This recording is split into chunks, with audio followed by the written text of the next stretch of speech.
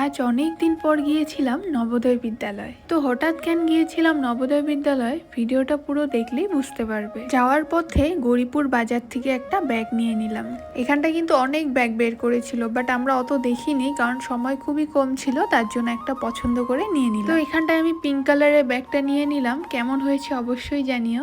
এরপর অল্প কেকের দোকানে গেলাম। তো এখানটায় গিয়ে একটা কেক নিয়ে নিলাম। আজকে কিন্তু অনেক সুন্দর সুন্দর কেক ছিল। তো আমরা এখান থেকে একটা কেক নিয়ে নিলাম, কারণ হোস্টেলে কিন্তু বাইরের বস্তু এলাও করে না, তাও আমরা একটা নিয়ে নিয়েছি। কার জন্য নিচ্ছি আর কাকে দেখতে যাচ্ছি সেটা অবশ্যই তোমাদের সঙ্গে শেয়ার করব, তার জন্য ভিডিওটা স্কিপ না করে কন্টিনিউ দেখতে থাকো। তো এখানটায় কেক নেওয়া হয়ে গেল। এবার অটো ধরে ডাইরেক্ট যাব আমরা আলমগঞ্জ। তারপরে ওখান থেকে কিন্তু টোটোও পাওয়া যায়, তো টোটো দিয়ে আমরা তারপরে যাব কিন্তু নবোদয় বিদ্যালয়। আজকে আমি প্রায় 1 বছর পর যাচ্ছি নবোদয় বিদ্যালয়। এখন রাস্তাগুলো অনেক ভালো হয়েছে। আমার ভাই যখন পড়তো তখন ওই 2017-18 তখন কিন্তু রাস্তা মানে প্রচুর খারাপ ছিল, তখন অনেক আসতাম। তারপরে আবারও আসলাম আমার বোনকে এডমিশন করাতে, তখন এসেছিলাম।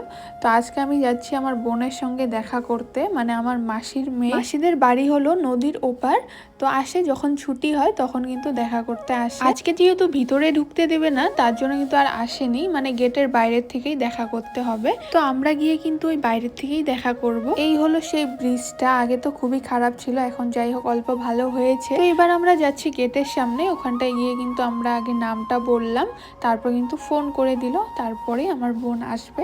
আর এখানটায় দেখো সব গার্জেনগুলো কিভাবে বাইরে দাঁড়িয়ে দাঁড়িয়ে দেখছিল। খারাপই লাগে, তাও কিছু করার তো নেই, ভিতরে ঢুকতে দেয় না। তো এই হলো আমার বোন। তো বোন চলে আসলো, আর বোনের হলো আজকে হ্যাপি বার্থডে। তো আমি বোনকে বার্থডে উইশ করে দিলাম, আর একটা চকলেট দিয়েছি, আর যেটা নিয়ে গিয়েছিলাম মানে ব্যাগটা ওকে দিলাম। বোনের কিন্তু ব্যাগটা খুবই পছন্দ হয়েছে। তো তোমাদের কেমন লাগলো অবশ্যই জানিও। তারপর খাবারগুলো মা দিয়ে দিল, পরে রুমে গিয়ে বোন খাবে। আর মা রান্না করেও নিয়ে গিয়েছিল, বাট ওগুলি খাওয়াতে দিল না, তার জন্য আর খাওয়ানো হলো না। আর বোন খেয়েছে, ওদের আজকে চিকেন দিয়েছিল সানডে, তো বললো আর খাবে না, পেট ভরাই আছে, আর ওদের নিতেও দেয় না যেহেতু, তার জন্যই। তো এভাবেই আমরা দেখা করলাম বাইরের থেকে, কি আর করা যাবে, ভিতরে ঢুকতেই দিল না। তো এখন রুলসগুলো অনেক আলাদা হয়েছে। আগে তো প্রত্যেক সানডে করে দেখা করতে দিত, মানে ভিতরে ঢুকতে দিত। তো যাই হোক, বোনের বার্থডে ছিল জন্য আমরা গিয়েছি, আর বোনেরও ভালো লেগেছে, যেহেতু বাইরে থাকে, বাড়ির কেউ চেনা জানা গেলে কিন্তু খুবই ভালো লাগে। তো আমাদের বাড়ির থেকে যেহেতু খুব একটা দূর নয়, তার জন্য আজকে গেলাম, আর আমি ফ্রি ছিলাম বাড়িতে, তার জন্য মার সঙ্গে গেলাম। আর বোনেরও ভালো লেগেছে আমি গিয়েছি জন্য।